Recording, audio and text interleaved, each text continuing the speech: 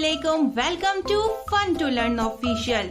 मैं इस बार ऐसी एक्टिविटीज लेकर आई हूँ जो बच्चों के कंसंट्रेशन इश्यूज और हैंड राइटिंग इश्यूज को सॉल्व करने में बहुत यूजफुल साबित होंगी, क्योंकि बच्चों में कुछ ऐसी हिडन इश्यूज होते हैं, हिडन डिफिकल्टीज होती हैं जिनको एक्टिविटीज के जरिए से ही हल किया जा सकता है।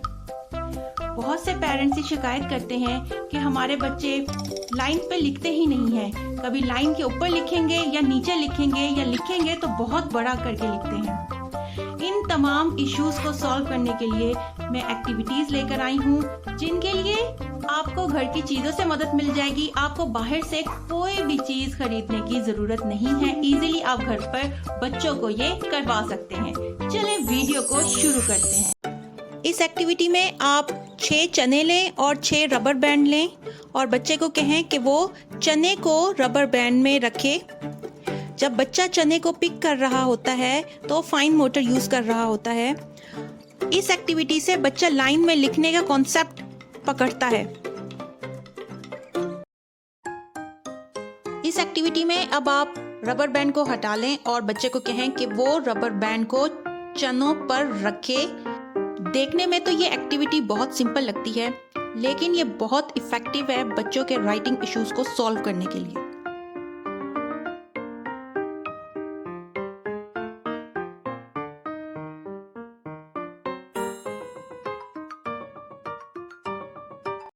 थर्ड एक्टिविटी में आप बच्चे को मार्कर दें और उसे कहें कि वो चने के गिर्द सर्कल बनाए।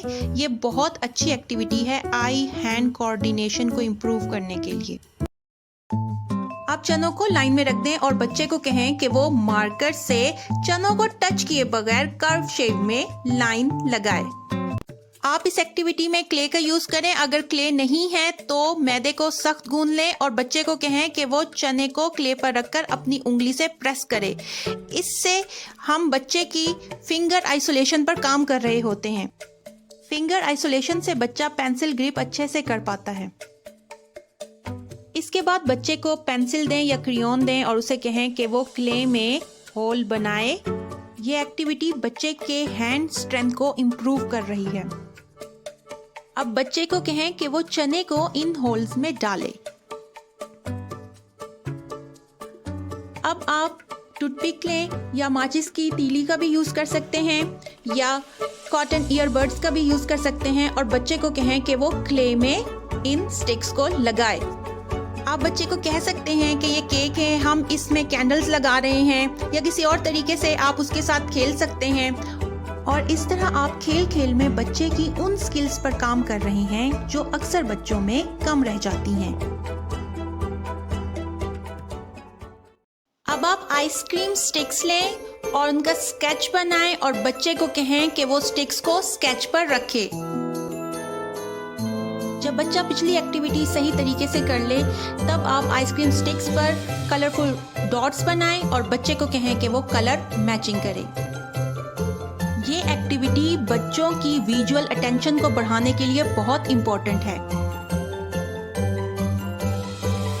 इस एक्टिविटी में आप जिग जैग स्केच बनाएं और बच्चे को कहें कि वो आइसक्रीम स्टिक्स को इस पैटर्न के मुताबिक रखे और कलर के मुताबिक रखे। ये एक्टिविटी ना सिर्फ बच्चे की प्री राइटिंग स्किल पर काम कर रही है बल्कि कॉग्निटिव डेवलपमेंट पर भी काम कर रही है। एक्टिविटी में आप बच्चे से चना मूव करवाएं लाइंस के दरमियान और दूसरे चने से मैच करवाएं। जब वो पहला स्टेप कर ले तो फिर लाइंस का फासला कम कर दें और उसके बाद आप वन सिंगल लाइन पर उसको ये प्रैक्टिस करवाएं। के बाद जिगजैग लाइंस पर प्रैक्टिस करवाएं। इस एक्टिविटी से बच्चे की पेंसिल ग्रिप बहुत अच्छी होती है।